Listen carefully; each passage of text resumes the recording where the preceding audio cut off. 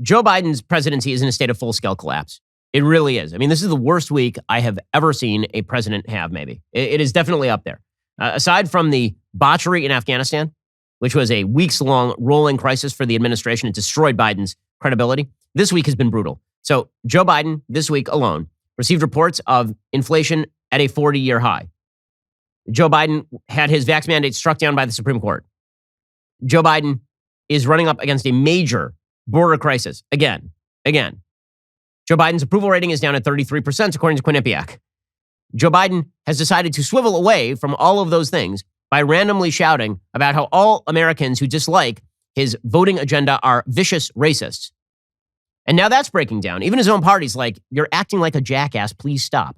Okay, so yesterday, Joe Biden went to the Hill. He's been trying to convince senators on the Hill that they ought to get rid of the filibuster. Yeah, good luck with that. Joe Manchin and Kyrsten Sinema have no interest in getting rid of the filibuster. There's no reason they would be interested in getting rid of the filibuster.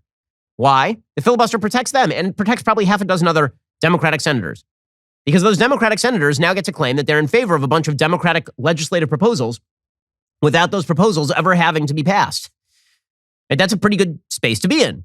The filibuster allows Manchin and Sinema to hide behind the filibuster in order to not have to vote on very controversial proposals in their own home state. Plus, it turns out that the filibuster has long time been a feature of the Senate. It is a good cooling mechanism for the excesses of congressional passion.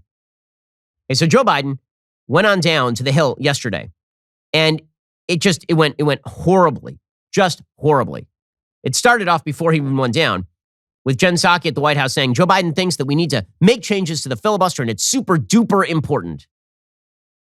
Any piece of legislation that's ever passed that's hard, that's difficult, goes through some ups and downs and goes through some challenges. That doesn't mean you give up. That's not what leadership is. Leadership is continuing to fight for what's right, continuing to fight to get something done. That means sometimes it fails. We don't know what will happen next. That means sometimes there are gaps between when you get to move forward. We're going to have to determine what the next steps are. But in the meantime, the president is going to continue to make calls. He's going to continue to engage with his colleagues. And that's where his focus is on at this point in time. Yeah, well, he has no power to do that because the president of the United States is not a sentient being. He's an old man who shouts at the clouds and calls everybody who doesn't like his agenda a vicious Bull Connor racist, even though it was he who was serving in the Senate with people like George Wallace and praising them at the time. Okay, so here was Joe Biden. He goes down to the Hill and randomly he starts yelling about voting. This is not going to get the job done, sir.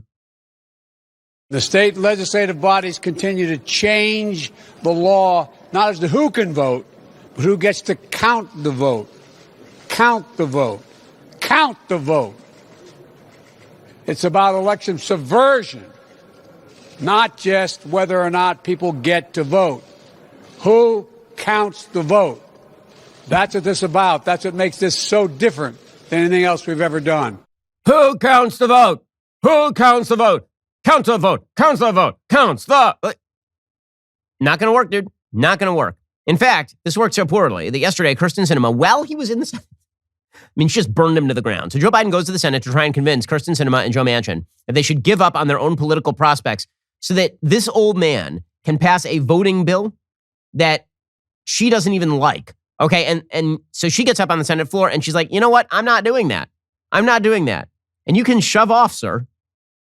While I continue to support these bills, I will not support separate actions that worsen the underlying disease of division infecting our country. The debate over the Senate's 60-vote threshold shines a light on our broader challenges. There's no need for me to restate my long-standing support for the 60-vote threshold to pass legislation. And there's no need for me to restate its role protecting our country from wild reversals in federal policy. So that is Kyrsten Sinema just taking Joe Biden, breaking her back like Bane with Batman in Dark Knight Rises. I mean, it's just that is a bad sight for Joe Biden. And by the way, Joe Biden knows it. He went to these meetings, and then as he was leaving, he got very, very agitated because his medication had run out. I hope we can get this done. The honest to God answer is, I don't know whether we can get this done. As long as I have a breath in me, as long as I'm in the White House, as long as I'm engaged at all, I'm going to be fighting to change the way these legislatures have moving.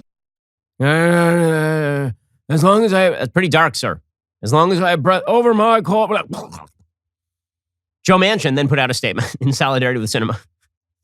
Just had insult to injury for the Biden administration. Quote, throughout the last decade or more, there's been broad bipartisan support for protecting the filibuster, including current and former members of the Senate. Just 4 years ago, 61 senators, 33 of whom were Democrats, sent a letter to Senators Chuck Schumer and Mitch McConnell, warning them of the dangers of eliminating the filibuster. That letter presented a united front committed to preserve the ability of members to engage in extended debate when bills are on the floor. While some of them have changed their position, I have not. Respect is a two-way street. I respect that they have changed. I would hope they would respect that I have not. While many try to ignore this history, they do so without fully understanding the long-term institutional and democratic damage this will do to the Senate and our nation. Allowing one party to exert complete control in the Senate with only a simple majority will only pour fuel onto the fire of political whiplash and dysfunction that is tearing this nation apart. This is Joe Manchin's statement. He says, for those who believe bipartisanship is impossible, we proved them wrong. Ending the filibuster would be the easy way out. I can't support such a perilous course for this nation when elected leaders are sent to Washington to unite our country by putting politics and party aside. So Joe Biden reduced to a sniveling, whining shell of a sniveling, whining man. So it's been a very, very, very bad week for Joe Biden. By the way, the Democrats are still relying on the filibuster. And so you think that because they're in control of the Senate, they don't use the filibuster? Wrong. So yesterday, there was a majority bill. There's a support for a bill. 55 members of the Senate supported it. That would have blocked that would have reimposed sanctions on companies that did business with the Russian pipeline Nord Stream 2. That legislation was called the Protecting Europe's Energy Security Implementation Act. It received a floor vote after Republican Texas Senator Ted Cruz, who had proposed it, agreed to release several administration nominations he had blocked over the issue.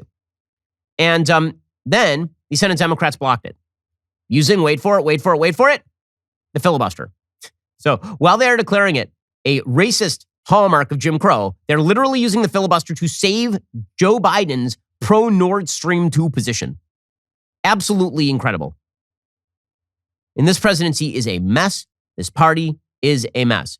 And so Joe Biden has been reduced to just saying random things and hoping something sticks. So yesterday, he did an address in which he talked about Omicron. And again, he's got no power. He's got no ability to do anything at this point. He's a lame duck 1 year into his presidency. It's really amazing. And so now he's just going to let all of his authoritarian id run free. He says, you know what I would love? I would love for social media and for the media to stop their misinformation. Nothing like the president of the United States attempting to use the power of the federal government to cudgel the media into place. That's good. I thought this was a threat to journalism when Trump did it. When Biden does it, it's good. If you haven't gotten vaccinated, do it. Personal choice impacts us all, our hospitals, our countries. I make a special appeal to social media companies and media outlets. Please deal with the misinformation and disinformation that's on your shows. It has to stop. Please. Also, he says wearing a mask is a patriotic duty.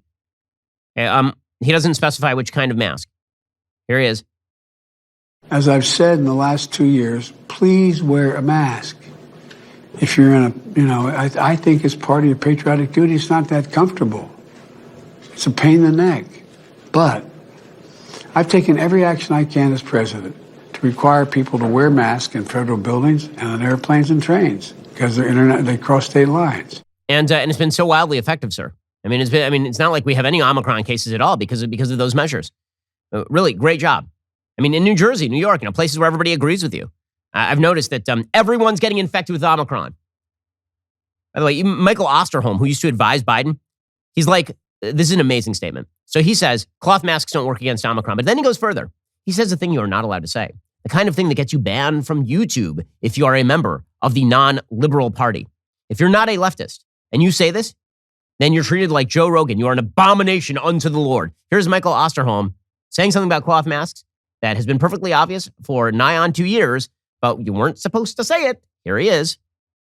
The science was there. We published work back as early as April of 2020 saying that, in fact, that this virus is transmitted by an aerosol, that kind of perfume-like floating in the room, and that we needed to have that very high level of respiratory protection. You need these very tight, face-fitting masks that also are breathable. And what I mean by that is it's fit and it's filtration.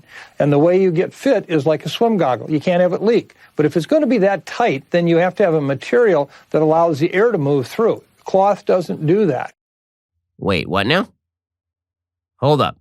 So he just said, 1 second, you need a tight fit which would be KN95 or N95. You need that. But anything that's loosely fit or of a material like cloth doesn't work. And he says we had data of this in April of 2020. If you said this for a year and a half on the internet, you were banned. You're banned. They would throw you off Facebook for this. They would throw you off YouTube for this. Michael Osterholm can say it. He was an advisor to Joe Biden. These liars, these unbelievable liars. Okay, so it's all falling apart for them. The good news is they have waiting in the wings one of the most talented politicians of this or any other generation, Kamala Harris, who is just, she is just an inspiring figure, deeply inspiring figure. So Kamala Harris did an interview on NBC News. It's one of the great interviews of all time. Kamala Harris is perennially the third grader whose dog ate her homework. Forever and always. She has two responses to questions: to laugh hysterically, like a lunatic, or to try and soldier her way through them like Michael Scott being asked to describe the French Revolution. Here is Kamala Harris being asked a very simple question. And man, this is an all-time great answer right here. 6 former administration officials last week wrote that open letter urging the administration to change course, to change strategy. Is it time? It is time for us to do what we have been doing, and that time is every day. Every day it is time for us to agree that there are things and tools that are available to us to slow this thing down. She's the most talented politician of our generation. And by the way, every 2 days, there's a piece in the mainstream media about why she needs to recapitulate her image. There's another one in the Washington Post. Like it's almost every 2 days. Saying why her comms team is failing her because the dictator can never fail. The dictator can only be failed. Maybe she just sucks at this. That's one of the great Selena Kyle Veep lines I have ever heard from a politician in real life. Quote, "It is time," this is a direct quote, "It is time for us to do what we have been doing. And that time is every day." Okay, I'm trying to get a handle on what that means. Today, right now, it's the time for us to do what we've already been doing.